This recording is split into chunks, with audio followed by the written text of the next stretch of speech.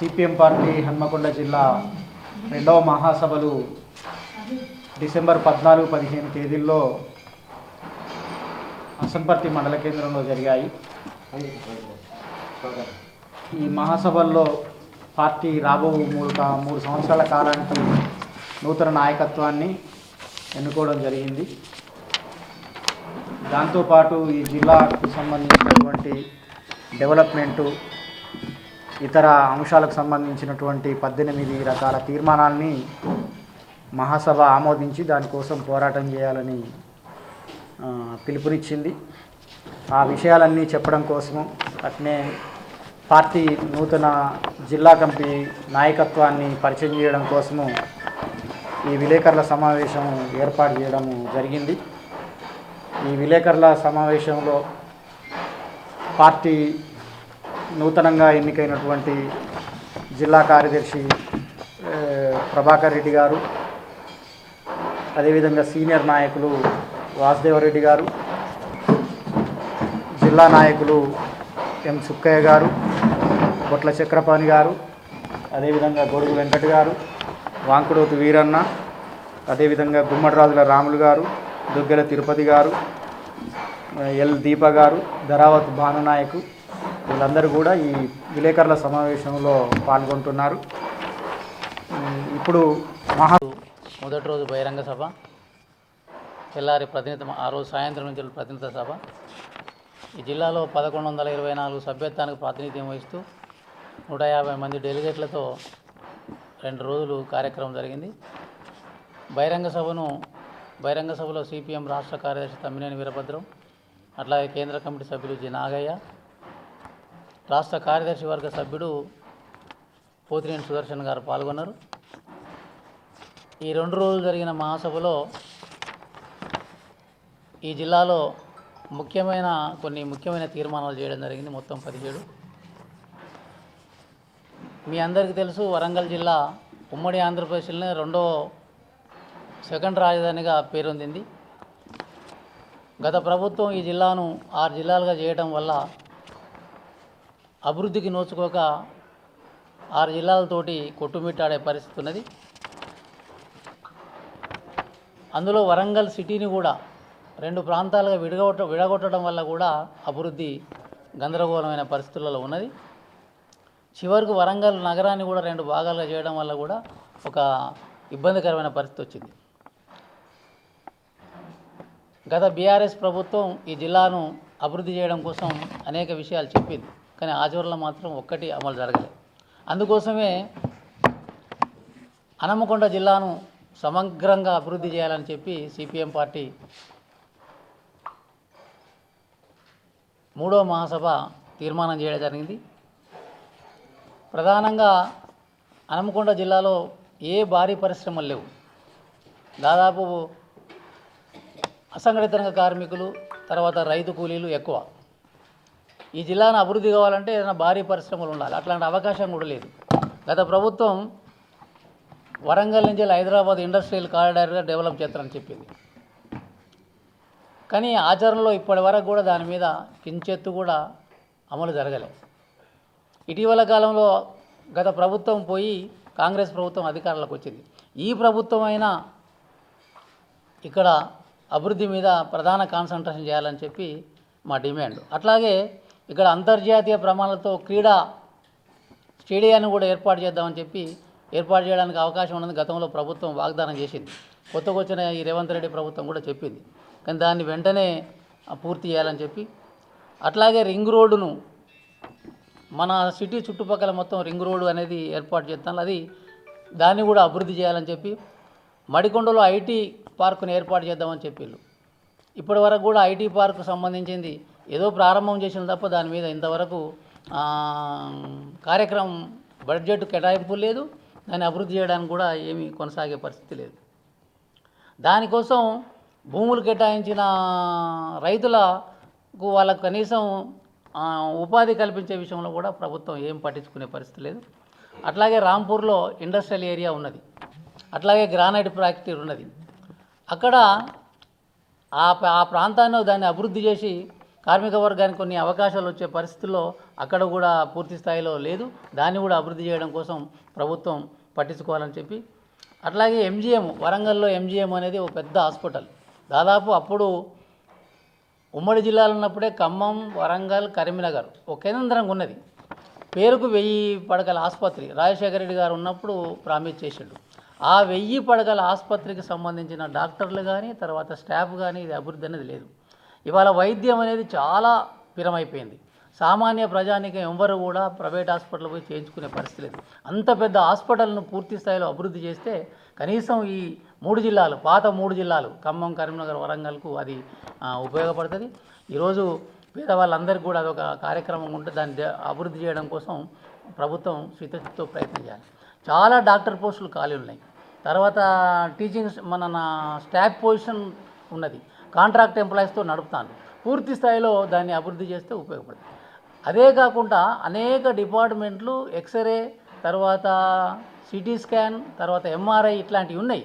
కానీ వాటిని ఆపరేషన్ చేసే టెక్నీషియన్స్ లేక చిన్న చిన్న కారణాలతో దాన్ని మూలకేసి కొత్త మిషన్లు, కోట్ల రూపాయల విలువ చేసే మిషన్లు మొత్తం వృధా చేయడం కోసం ఈ ప్రభుత్వం ప్రయత్నం. ఇప్పటికైనా దాని మీద పూర్తి స్థాయిలో శ్రద్ధ పెట్టి దాన్ని అభివృద్ధి చేయాలని చెప్పి మేము కోరుతాను. అక్కడ డాక్టర్లు కూడా గవర్నమెంట్ డాక్టర్లు అంటే 9 to 4:30 వరకు పనిచేయాలి. పనిచేస్తే అక్కడ ప్రజలందరికీ కూడా ఓపీ సేవలు, తర్వాత హాస్పిటల్ ఇతరతర సేవలు ఉపయోగపడతాయి. అట్లా లేకుండా దాని మీద కూడా ఏదో ఒక గంట 2 గంటలు వచ్చి దాన్ని వదిలిపెట్టిపోవడం వల్ల పేదవాళ్ళకు అనుకూలంగా లేని పరిస్థితి. ఓపీ సేవలు కూడా ఉపయోగపడలేదు. దాన్ని కూడా పూర్తి స్థాయిలో చేయడం కోసం అట్లా చేయాలి.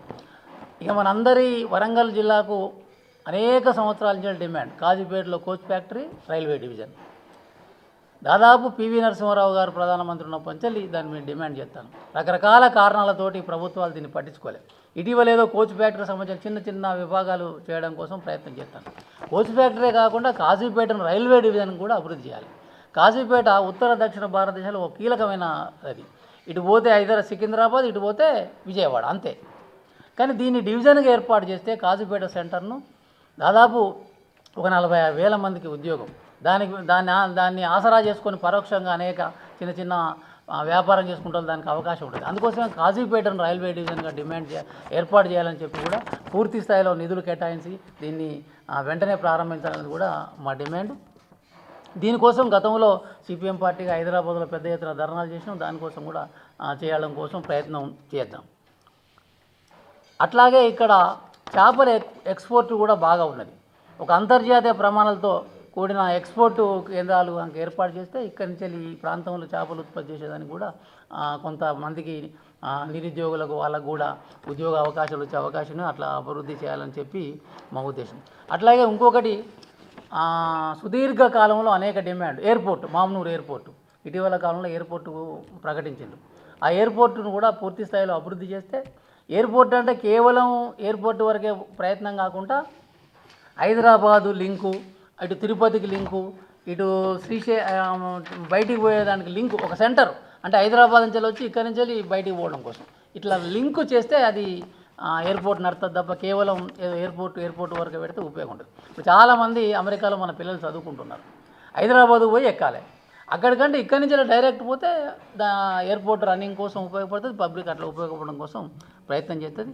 అట్లా దానికోసం అభివృద్ధి చేయాలని చెప్పి ఈ ముఖ్యమైన 7-8 డిమాండ్లు జిల్లా సమగ్ర అభివృద్ధి కోసం ఉపయోగపడుతుంది. దీనివల్ల ఈ జిల్లా అభివృద్ధి అవుతుందని చెప్పి పార్టీ మహాసభలో తీర్మానం చేయండి. అట్లాగే ఈ జిల్లాలో మరో ముఖ్యమైన సమస్య పేదల ఇళ్ళ స్థలాలు. దాదాపు ఇప్పటికీ ఒక 1.5-2 సంవత్సరాల నుంచి వెళ్ళి ఒక 10-12 సెంటర్లో గుడిసెలు వేసుకొని ప్రయత్నం చేస్తాం. చాలామంది రోజువారీ కూలి చేసుకుంటే వాళ్ళకు 10,000-15,000 కంటే అంత ఆదాయం వచ్చే పరిస్థితి లేదు. ఈ సిటీలో 10,000 తోటి 7,000, 8,000 ఇంట్లో కిరాయికి ఉండే పరిస్థితి లేదు. సిపిఎం పార్టీ పిలివేయంగానే బలోని లక్షలాది మంది వచ్చి ప్రభుత్వ భూములలో గుడిసెలు వేసుకున్నారు. ఒకవేళ సిపిఎం పార్టీ కాక ప్రభుత్వ భూముల్లో గుడిసెలేయకపోతే ఈ భూములన్నీ అన్యక్రాంతం అయిపోయేది. రియల్ ఎస్టేట్ బ్రోకర్లు ఎవరో రాజకీయ నాయకులు వీళ్ళు కైంకర్యం చేస్తారు. సిపిఎంకు చరిత్ర ఉన్నది జిల్లాలో దాదాపు గత 30-40 సంవత్సరాల నుంచి. అనేక మంది రాజకీయ పార్టీలు వాళ్ళు ఆక్రమించుకొని వాళ్ళు స్వార్థానికి ఉపయోగించి ఒక సిపిఎం పార్టీ పేదవాళ్ళను సమీకరించి వాళ్ళందరికీ నిలువ నీడ కోసం ఇళ్ళ స్థలాలు ఇవ్వడం కోసం ప్రయత్నం చేస్తాను. గతంలో దాదాపు 30-40 వేల మందికి ఇచ్చి ఇల్లు కట్టించిన చరిత్ర ఉన్నది. పక్కా గృహాలు కట్టించినాం, వాళ్ళకు ఇంటి నెంబర్లు రకరకాల కార్యక్రమాలు. ఇప్పుడు వీళ్ళకు కూడా ఖచ్చితంగా ఇవ్వాలండి. రేవంత్ రెడ్డి ప్రభుత్వం చెప్పింది, పథకం ప్రవేశపెట్టింది. అందుకోసం మా డిమాండ్ ఏంటంటే, ఎక్కడైతే సిపిఎం పార్టీ ఈ ప్రాంతంలో 7 హన్మకొండ జిల్లాలో 10-12 సెంటర్లు వేసుకున్న వాళ్ళందరికీ అదే స్థలంలో నువ్వు ఇచ్చిన స్కీమ్ను ఇక్కడ ఇంప్లిమెంట్ చెయ్యి. ఇంప్లిమెంట్ చేస్తే ఆ పేదవాళ్ళు ఇల్లు కట్టుకుంటారు, అక్కడే స్థిర నివాసం ఉంటారని చెప్పి ఖచ్చితంగా వాళ్ళకి అది చేయాలని చెప్పి మా ఉద్దేశం. అట్లాగే మరొకటి విద్యా వైద్యం. ఇవాళ విద్యా వైద్యం అనేది చాలా ఖరీదైపోయింది. ఇవాళ ఎవరమైనా ఎంత పేదవాళ్ళైనా విద్య మీద ప్రధాన కేంద్రీకరణ చేస్తాను. మామూలు పేదవాళ్ళు కూడా ప్రైవేట్ స్కూళ్ళకు వీళ్ళకి పోయే పరిస్థితి ఉంది. గవర్నమెంట్ స్కూళ్ళల్లో చదివించే పరిస్థితి లేదు. గవర్నమెంట్ స్కూల్లో చదివించాలంటే అక్కడ చదువు చెప్పరు అనే రకరకాల అభిప్రాయాలతో ఉంటాయి. అందుకోసం ప్రభుత్వం, ఈ రాష్ట్ర ప్రభుత్వం చెప్తాను, ముఖ్యమంత్రి గారు విద్య మీద ప్రధాన కేంద్రీకరణ అని చెప్తాను. కాబట్టి ప్రభుత్వ స్కూళ్ళను కార్పొరేట్ స్థాయి వరకు డెవలప్ చేసి ఆ స్కూళ్ళల్లో పేదవాళ్ళందరినీ చదువుకోవడం కోసం అభివృద్ధి చేయాలని చెప్పి మా డిమాండ్. అట్లాగే హాస్పిటల్, ఒక సగటు మనిషి రోజు సంపాదనలో దాదాపు 60-70% విద్యా వైద్యానికి ఖర్చు అయ్యే పరిస్థితి వచ్చింది. అందుకోసం అట్లాంటి పిరమైన వైద్యాన్ని కూడా అభివృద్ధి చేయాలి. ఇంతకుముందు చెప్పినట్టు ఎంజిఎంను కనుక అభివృద్ధి చేస్తే వైద్యం ఫ్రీ అయ్యే అవకాశం ఉంటుంది. అక్కడ డాక్టర్లు పెరిగి, అట్లాగే ఇక్కడ మన దగ్గర ప్రసూతి దవాఖాన ఉన్నది. మనం ప్రసూతి దవాఖానకు పోతే ప్రైవేట్లో వైద్యం చేయించుకోలేక చాలామంది అసలు బెడ్లు సరిపోవు, కిందనే పడుకుంటారు. డెలివరీకి వచ్చిన వాళ్ళు కింద పడుకుంటారు. ఇక్కడ హాస్పిటల్ని కనుక అభివృద్ధి చేస్తే ఈ చుట్టుపక్కల ఉన్న పేదవాళ్ళకు, హన్మకొండ 14 మండలాలతో ఉన్నది, చాలామంది మధ్యతరగతి వాళ్ళు కూడా ఇవాళ ఓ డెలివరీ దగ్గరికి పోవాలంటే దాదాపు 70,000-80,000 ఖర్చు అయ్యే పరిస్థితి ఉన్నది. ఈ హాస్పిటల్ని అభివృద్ధి చేస్తే వీళ్ళందరికీ సౌకర్యంగా ఉంటుందని చెప్పి అట్లా అభివృద్ధి చేయాలని చెప్పి. అట్లాగే మహిళల మీద దాడులు విపరీతంగా జరుగుతున్నాయి. ఇవాళ మహిళల మీద దాడులు అంటే భయంకరమైన పరిస్థితి. చిన్నపిల్లలు లేరు, పెద్ద పిల్లలు లేరు, అసలు పసి పిల్లల మీద కూడా మనం అనేక సంవత్సరాలు చూస్తాం. ఈ దాడులను అరికట్టాలంటే ప్రభుత్వం ఒక ప్రత్యేక శ్రద్ధ తీసుకుంటే పరిష్కారం అయితే తప్ప వేరే కాదు. ఒక ఇన్సిడెంట్ జరగంగానే మళ్ళీ ఇన్సిడెంట్ చేయడానికి భయం వచ్చేటట్టు ప్రభుత్వం శ్రద్ధ తీసుకోవాలి. ఏదో దాన్ని కాలయాపన చేసి వదిలిపెట్టడం వల్ల ఉపయోగం లేదు. అందుకోసం అట్లా చేయాలి. దాన్ని చేయడం కోసం సీరియస్గా ప్రభుత్వం చర్య తీసుకోవాలని చెప్పి. అట్లాగే జస్టిస్ పున్నయ్య కమిషన్, దళితులకు సంబంధించిన దాని మీద పున్నయ్య కమిషన్ ప్రవేశపెట్టింది. చాలా ఉమ్మడి ఆంధ్రప్రదేశ్లో ఇప్పటి వరకు కూడా అది ఏమాత్రం అమలు అయ్యే పరిస్థితి. దళితుల మీద దాడులు, తర్వాత దళితులకు భూములు, దళితులకు ఎంప్లాయ్మెంట్ సౌకర్యాలు, దళితులకు చదువుకున్న యువకులకు లోన్లు, ఇట్లాంటి పరిస్థితులు ఇవన్నీ కూడా అమలయ్యే పరిస్థితి. అందుకోసమే జస్టిస్ పున్నయ్య కమిషన్ దాన్ని పూర్తి స్థాయిలో అమలు చేయాలని చెప్పి అట్లాగే ప్రైవేటు రంగాలలో రిజర్వేషన్స్ ఎస్సీ ఎస్టీలకు ఇవాళ ప్రభుత్వ రంగం మొత్తం నిర్వీర్యం అయిపోయింది.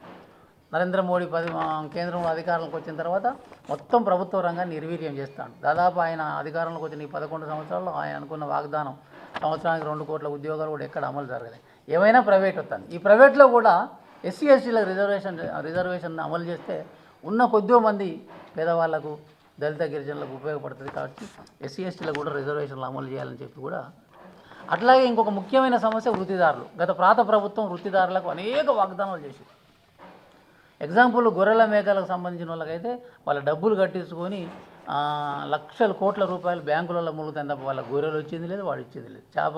మత్స్య కార్మికులకు కూడా అదే పరిస్థితి. కాబట్టి ఇప్పటికైనా ఈ ప్రభుత్వం ఎన్నికలలో మన రేవంత్ రెడ్డి గారి ప్రభుత్వం వాగ్దానం చేసింది, ఈ సమస్యలన్నీ పరిష్కరిస్తానని చెప్పి. ఇప్పటికి కూడా ఆ సమస్యలను పరిష్కరించిన పరిస్థితి లేదు. అందుకోసం వృత్తిదారుల సంబంధించిన రాబోయే రోజులలో దీని మీద కూడా ఉద్యమాలు చేసి ఈ సమస్య పరిష్కారం అయ్యేంతవరకు మేము చేస్తామని చెప్పి. అట్లాగే రాష్ట్ర ప్రభుత్వ ఉద్యోగులకు ఈ ప్రభుత్వం అధికారంలోకి వచ్చిన తర్వాత కాకపోతే ఒక ఫ్రెండ్లీ రిలేషన్ వరకు అయింది. కానీ వాళ్ళ డిమాండ్లు పరిష్కారం కావచ్చు, వాళ్ళకు డిఏలు కావచ్చు, వాళ్ళ పెండింగ్ ఇతరతర విషయాలు కూడా చేస్తే. అట్లాగే రిటైర్ అయిన వాళ్ళకు, తర్వాత హాస్పిటల్లో ఉన్న వాళ్ళకు వాళ్ళకి రావాల్సిన మెడికల్ బిల్స్ ఇట్లాంటివన్నీ కూడా చాలా లేట్ జరుగుతుంది. కాబట్టి వీటిని కూడా వెంటనే అమలు చేయాలని చెప్పి సిపిఎం జిల్లా మహాసభ డిమాండ్ చేసింది. అట్లాగే హన్మకొండ జిల్లా ప్రాంతాలలో కూడా ఒక ఐటీడీఏ గిరిజన వాళ్లకు ఐటీడీ ఏర్పాటు చేయాలని కూడా మరొక తీర్మానంలో ఇట్లా 17 తీర్మానాల్లో సిపిఎం పార్టీ తీర్మానం చేసింది. అందుకే నిరుద్యోగ యూత్కు కూడా ఉపాధి అవకాశాలు కూడా కల్పించాలని చెప్పి కూడా సిపిఎం పార్టీ మరొక తీర్మానం చేయడం. అనంతరం ఈ మహాసభ 2 రోజులు జరిగిన మహాసభ నూతన జిల్లా కమిటీని ఎన్నుకున్నది. ఈ నూతన జిల్లా కమిటీకి కార్యదర్శిగా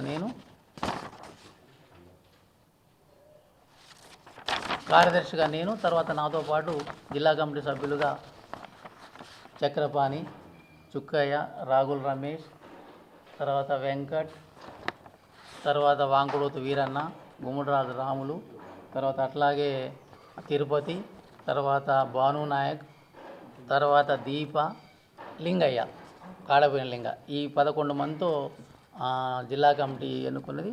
వీరు కాక మరొక 5 సభ్యులను కూడా కోఆప్షన్ చేయడం కోసం జిల్లా కమిటీ ఎన్నుకోవడం జరిగింది. అట్లాగే ఈ నెల జనవరి 25 నుంచి 27 వరకు రాష్ట్ర మహాసభ సంగారెడ్డి జిల్లాలో జరుగుతుంది. దానికి కూడా జిల్లా నుండి 15 మంది ప్రతినిధులను కూడా జిల్లా కమిటీ ఎన్నుకోవడం జరిగింది. ఈ 2 రోజులు జరిగిన ఈ మహాసభలో ఈ తీర్మానాలు ఇవన్నీ కూడా చేసి, అట్లాగే మన జిల్లాలో కేంద్ర ప్రభుత్వం విభజన హామీలు, అంటే మన రాష్ట్రం విడిపోయిన తర్వాత విభజన హామీలు కొన్నిటి ఇచ్చింది. వాటిని అమలు చేసే దాంట్లో కూడా బీజేపీ ప్రభుత్వం ఏమాత్రం శ్రద్ధ వహిస్తలేదు. వాటి మీద కూడా రాబోయే రోజుల్లో ఆందోళన చేయడం కోసం కూడా ఈ కమిటీ ప్రయత్నం చేస్తుంది. అట్లాగే కేంద్ర ప్రభుత్వం రాష్ట్రానికి రావాల్సిన వాటా, ఆర్థికపరమైన వాటాను కూడా ఇవ్వడంలో కూడా నిర్లక్ష్యం వహిస్తుంది.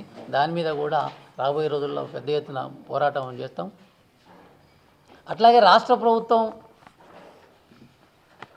6 గ్యారెంటీల పేరుతో అమలు చేసిన దాంట్లో కేవలం ఫ్రీ బస్సు, 200 యూనిట్ల కరెంటు, అట్లాగే రైతు రుణమాఫీ కూడా పాక్షికంగా, మిగతా అన్నీ అట్లనే ఉన్నాయి. ఏది 2,500 రూపాయలు ప్రతి మహిళకు 2,500 తన ఆ డిమాండు.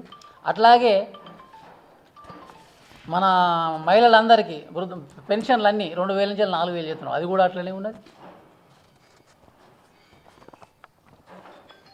అట్లాగే వ్యవసాయ కార్మికులు అంటే గ్రామీణ ప్రాంతంలో 15,000 ఇస్తున్నాడు, అది కూడా అట్లే ఉన్నది.